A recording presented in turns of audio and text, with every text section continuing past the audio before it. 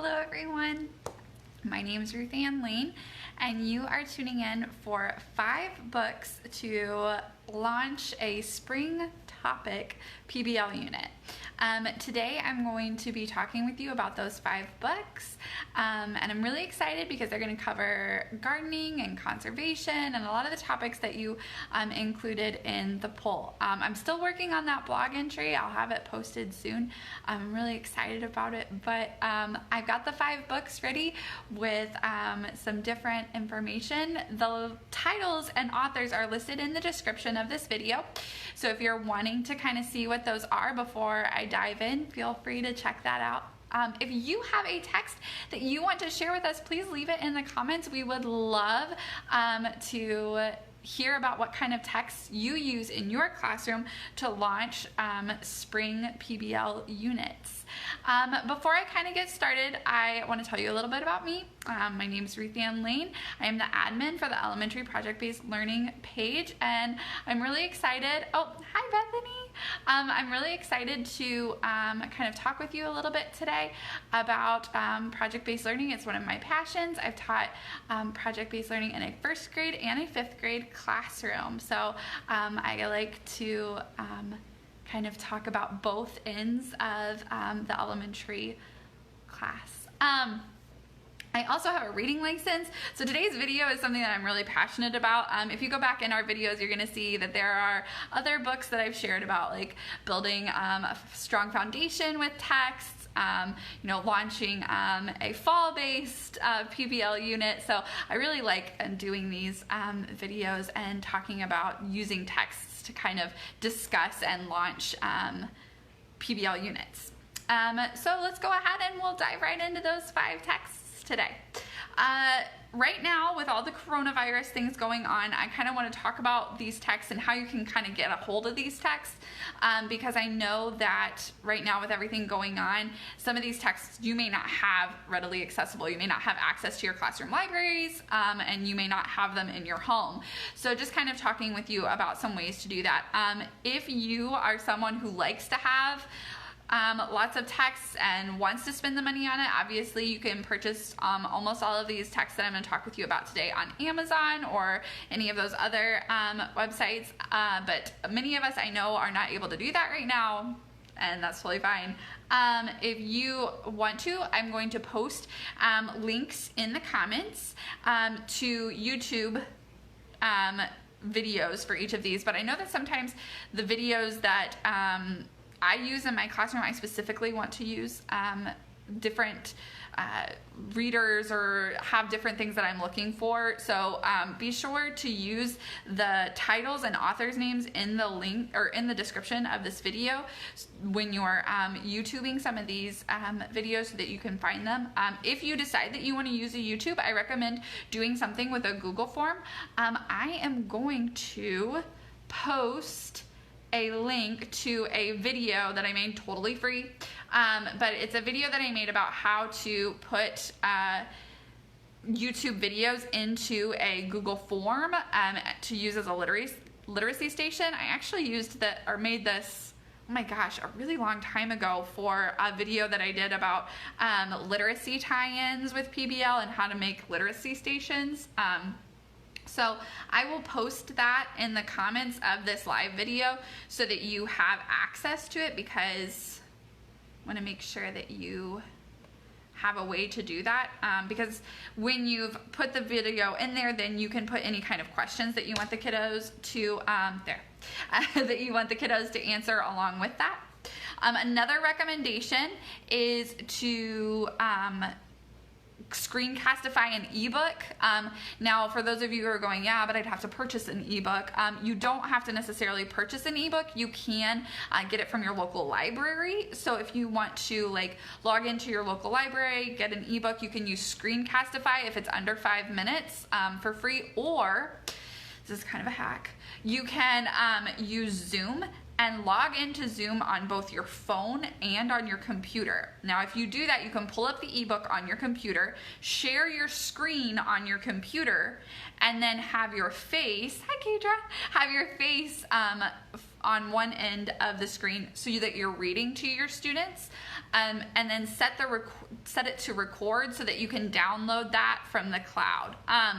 That's kind of complicated, but if you do it that way, it's great because your kids get to see your face as you're reading. You're sharing the text so that they can see pictures, or they can see the text and vocabulary that you're referring to, and then they get a tangible, well, I guess that's kind of a tangible way to see the text. So I kind of recommend that for Zoom. Okay. So those are the ways that I've kind of adapted this for e-learning. So if you want to know more about that, feel free to look through, or if you want to comment in the comments with questions about that, let me know. There are a lot of great YouTubers out there that have great videos for how to do the things that I just said too. All right, let's dive in, and we're going to start with our first book. I'm really excited. This book is very familiar. You probably know it. The book is The Lorax. I tried to pick some books that were kind of familiar and then some that weren't, but The Lorax is one of my favorite texts. And yes, I did read this with my 5th graders, but before you say it's Dr. Seuss, you shouldn't be reading it with 5th and 6th graders, let me explain why. Because I believe that this text has so much richness in it. The themes that are in this book, I think that they're very deep, and I think that it's a great tool to teach empathy as well as conservation. So obviously when we're reading the book, one of the first things that our younger students are going to relate to is the Lorax and the creatures and the trees, and they're going to feel that string, those heartstrings being tugged for those characters, and that empathy. It's a great opportunity to teach that empathy to students. However, I really think that your older students are also going to be able to relate with the onceler and be able to feel that empathy for the onceler and know what it is to feel regret for decisions that you've made in the past, and to have to live with that regret and what that can kind of do to us as people. So like how it can make us grouchy or not want to be around people. So I really feel like there are some deeper themes in this that your older students can relate to as well. I think that you can connect it with, I have a lot of notes. If you watch a lot of videos, you know I keep notes to the side so that I can keep on track. So if my eyes keep going this way, it's because I'm looking at my notes. I think that you can delve into conservation by studying deforestation and pollution effects on habitats and ecosystems. You can do compare and contrast with photos from long ago and now for areas that you want to discuss human impacts on the environment. You can study basic principles of economics and supply and demand using the onceler's business model. And again, that's relating economics and strong principles that are usually not taught until 5th grade. Analyzing entrepreneurs and businesses that have modeled being good stewards of the earth versus those who have not, and digging into how that impacts their business model. These are all ways that you can kind of connect this, and discussions that you can have with your kids that could lead to PBL units. So some of the recommended driving questions that I have that go with this book: how can we as good stewards of the planet run a successful business? So kind of going along with that, discussing how people who are good stewards, businesses who are good stewards of the earth, like what do they do? And let's talk about that. And then let's design our own business and how we're going to be good stewards of the earth. How can we as conservationists protect our planet for future generations? I think that that's a really broad one that your students can kind of take and just run with. What do they want to do to work towards conservation? What do they want to do to help protect the planet for future generations? And then how can we as future scientists help reduce the effects of pollution on our community? I think that, especially discussing distance learning, all of these driving questions are things that students in any grade could answer, as long as you kind of break down what some of those words mean. What is the environment? What is a conservationist? What do we mean by future generations? These are all words and vocabulary that if you break it down, your younger students will understand, but also lend themselves to rich discussions and PBL units for your upper grades too. So, The Lorax, I highly recommend it. All right, that was book 1. For book 2, this is more for my 4 to 6 teachers. I'm going to talk about The Lion, the Witch, and the Wardrobe, one of my very favorite books to read with students. 4th graders, depending on if you are a gifted teacher or such, I think that 4th graders could probably handle this, especially if you do a little bit of the read aloud, but I really feel like this book's language and imagery is beautiful, and I think that if you can use this to incorporate PBL units into your classroom, I think that this was a great tool. You might be wondering how it relates to spring, so I'm going to talk to you about that. If you've never read The Lion, the Witch, and the Wardrobe, it definitely relates to spring, because when the witch takes over Narnia, they are sent into a vast and eternal winter. And then when the children come and Aslan begins to return, they're finally starting to see spring. So I love this book because winter and spring are used as metaphors, and I think that this is a really cool thing to discuss with your older students about how seasons are often used in figurative language. So opening up a unit and discussion on figurative language with your students. I read this with my 5th grade students. I think it's an incredible book to get students interested in reading.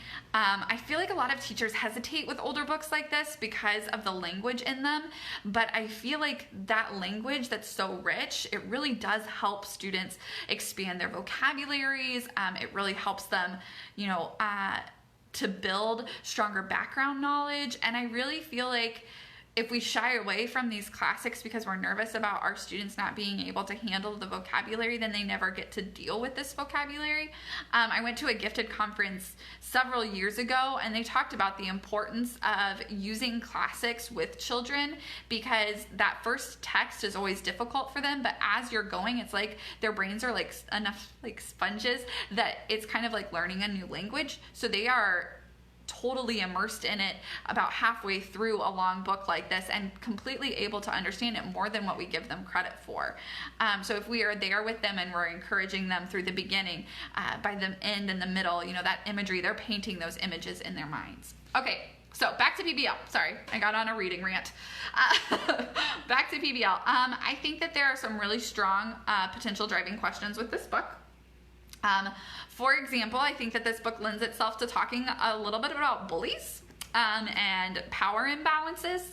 I think that you could talk about how can we as caring students protect our land from the behavior of bullies, and talking about the witch and the being kind of a bully to people, and then the way that she especially treats Edmund. I would definitely have discussion there about kind of the way that she uses power over him. And how can we as authors help provide X grade with quality texts? So I love using fiction with older kids to talk about quality literature and providing that for younger students, whether that's having some kind of a book drive or lending itself to teaching them how to write themselves. I think that anytime you do any kind of a fiction unit, it's a great time to talk with them about quality literature and writing their own texts. The last potential driving question that I see with this book is how can we as authors use elements of fiction to teach others about issues that matter to us. In case you're not familiar with this text, it was released in 1950, and the characters in it are children that are sent to the countryside during World War II. So when C.S. Lewis was writing it, World War II was still very much fresh in people's minds. So talking with our students about how we use text and fiction to kind of be metaphors and articulate things that are kind of difficult in the world. So the natural themes of things like good versus evil, and bullying, family bonds, things like that. So if you are looking for a way to kind of open up a discussion about that, especially with the coronavirus right now, how cool would it be for your students to take fiction elements and kind of create a text that discusses some of the themes that are occurring right now. So I think this would be a great book for something like that. Okay, my next text is for some of my primary friends, my K1 friends. This book is called The Garden Project by Margaret McNamara. McNamara. I hope I said that right. I have used this book every year with my garden project that I did with my teaching partner. I highly recommend this book. I love it. I bought it at the Scholastic dollar sale. I bought 15 of them. And I had them in a small group, and I had them in stations for my kiddos to use. I think it's a great book to talk about gardening, to get your kiddos talking and feeling empowered, your younger kiddos, because these kids are first grade students. And I love that because the second you start reading about it and it talks about that first grade class, they get so excited and they're like, oh, they're first graders? They're first graders making a school garden? Wow. I love it too because it talks about upcycling. So the students in this class take an old sandbox, and they use it to create a raised bed. And in the raised bed, they make a garden. So I love this text because it discusses a lot of points that if you want to do a garden with your first graders, they're not going to have a lot of background knowledge in. First of all, what is a raised bed and why do we need it? So talking about what a raised bed is, and talking with them about how that's different than direct sowing into the ground. I also think that it just gets them excited about the idea of planting a garden. So, oh my goodness, I lost my spot and my page. Hold on. Okay, potential driving questions include, how can we as growing students help the cafeteria provide healthy food for our peers? So talking with the kiddos about healthy foods and how do we get healthy foods, and have you ever noticed that in the cafeteria, you know, a lot of the things come out of cans or boxes. So talking with them about having that discussion with them about getting fresh and healthy foods into the school. Well, how could we do that? Oh, let's read this book. Oh, we could have a garden. Who knew? Also, how can we as caring community members help provide for people who are hungry? So if your students are compassionate and maybe having a conversation with them about how a lot of people are hungry, especially right now, you know, we have so many people unemployed. What is a way that we could do that? Well, maybe we could all plant a couple things and bring them to school one day and drop them off for people to pick up if they need them. Or maybe we could have some kind of a seed collection and have families from around our school or around our community come and collect seeds, and they could grow their own food. So just kind of some options there. Okay, the next text that I have for you, I really like this book. It's one of my favorites. I recommend this probably for 2 to 5. I think it's probably not 6th grade appropriate, and I read it with my first graders and they got bored. So I think 2 to 5, but you be the judge. It is a 4.4. You can see my color-coded stickers on the AR scale, but whatever you think as you look through it. I love this book. It's called In the Trees, Honeybees by Mortensen. I really love this book because I think it's beautifully written, and it is a beautiful way to combine poetry and nonfiction elements. So in the text, there is poetry on beautiful illustrations, and then at the bottom of that, there are nonfiction paragraphs that the author uses to explain some of the poetry that they wrote. I think that it's no secret that honeybees need a lot of help, but I think that this is a great way for students to learn about honeybees, but also to kind of open up that dialogue with them and to talk about like what's going on with the honeybees. I loved doing honeybees with our first graders because a lot of times kids are scared of bees, so their first initial reaction is to kill a bee when they see it, and talking with them about, unless they have an allergy, it's not really something that they need to be afraid of, and just kind of inspiring them to take action for honeybees. I love this book too because my edition has a paired text in it, and you know, teachers, we love paired texts. So in the back there is a whole nonfiction section about honeybees, and it's called The Buzz About Honeybees, and it gives a lot of information about what bees need right now and how they're kind of starting to dwindle. Some potential driving questions. How can we as authors and conservationists use nature to inspire our community to take action?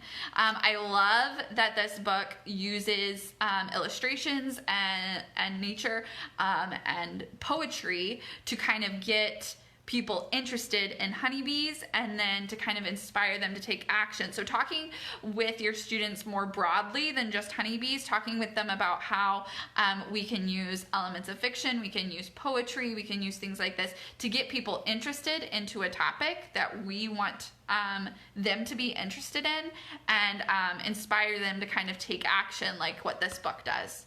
And then also just how can we as conservationists help the honeybees in our community? So, in the trees, honeybees. All right, my last book. I really like this book, and I really like this series. I don't know if you're very familiar with the Math Start series, but they are books that are specifically designed to talk about math. This super speaks to my inner STEM nerd. But it's called A House for Birdie, and it's by Stuart J. Murphy. I would recommend this probably for K-2. I think you might be able to do 3, but it's probably a stretch.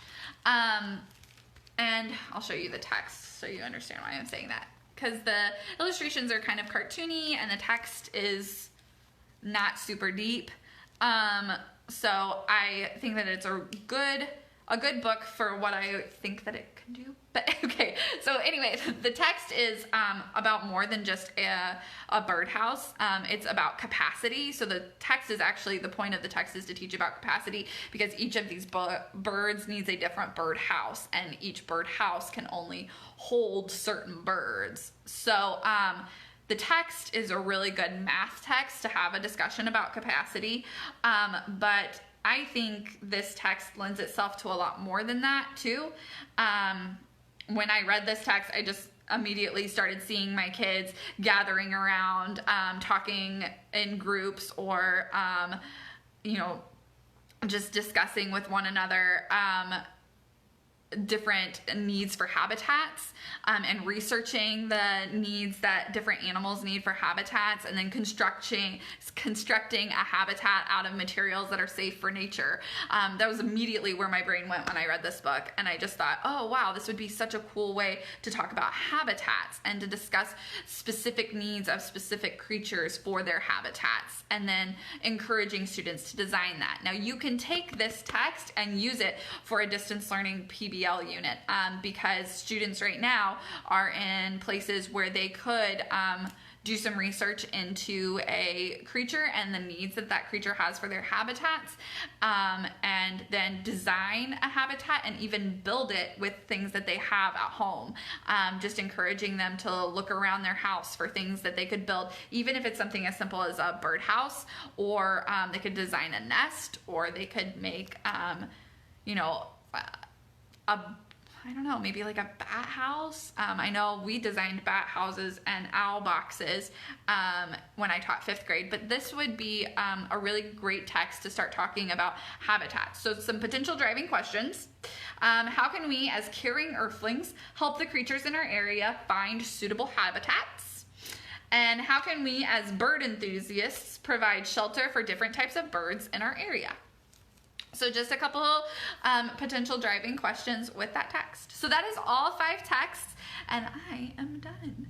If you have a text that you like to use to springboard a spring-based PBL unit, please put it in the comments below. We would love for you to share that information with us. I will post a poll tomorrow during the day with some different topics, and then I will post the blog entry for this probably around Tuesday. That's what I'm shooting for. So when I do that, I will post it in our posts. But thank you for tuning in, and I hope that you have a great day, and I hope that this week is going to be better for you. I hope that each week is getting a little bit better for you guys as you're getting used to that distance learning. Okay, bye guys.